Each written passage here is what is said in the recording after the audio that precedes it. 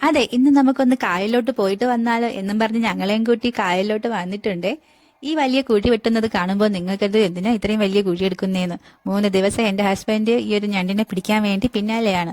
ഇന്ന് എന്തായാലും പിടിക്കണം എന്ന വാശിയോടെ ഇറങ്ങിയതാണ്. കുഴിച്ച് കുഴിച്ച് കുഴി വലുതാകുന്നതല്ലാതെ ഇതിനകത്തിന് ഞണ്ടുണ്ടോ എന്ന് ഞങ്ങൾക്ക് കൂടെ ഡൗട്ട് ആയിപ്പോയി.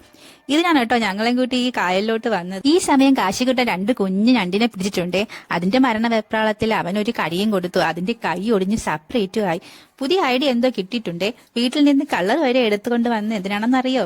നമ്മുടെ ഈ പാവം ഞണ്ടിനെ ഒന്ന് കളർഫുൾ ആക്കാനാ. അതും പോരാഞ്ഞിട്ട് ഞണ്ട് ഓടിപ്പോകാതിരിക്കാൻ അതിന്റെ മുകളിൽ ഒരു ചെരുപ്പ് എടുത്ത് വെച്ചിട്ടുണ്ട്. അങ്ങനെ 3 ദിവസത്തിന്റെ കഷ്ടപ്പാടിന്റെ ഫലം കിട്ടി. ആളെ കിട്ടി കേട്ടോ. ഞങ്ങൾ അതിനെ വലയിലോട്ട് ആക്കിയിട്ടുണ്ട്. ഞണ്ടിനെ കുളിപ്പിച്ച് കുട്ടപ്പനാക്കിയിട്ടുണ്ട്. നമുക്ക് കിട്ടിയ ഞണ്ടേ അത്യാവശ്യം നല്ല വലിപ്പമുണ്ട് കേട്ടോ. പിന്നെ നമ്മൾ ആ കുഴിച്ച കുഴിയൊക്കെ പഴയതുപോലെ മൂടിയിട്ടുണ്ട്. അപ്പൊ ഞാനും എന്റെ മോനും ഞണ്ട് കിട്ടിയ സന്തോഷത്തിലെ വീട്ടിലോട്ട് പോണു ഗൈസ്.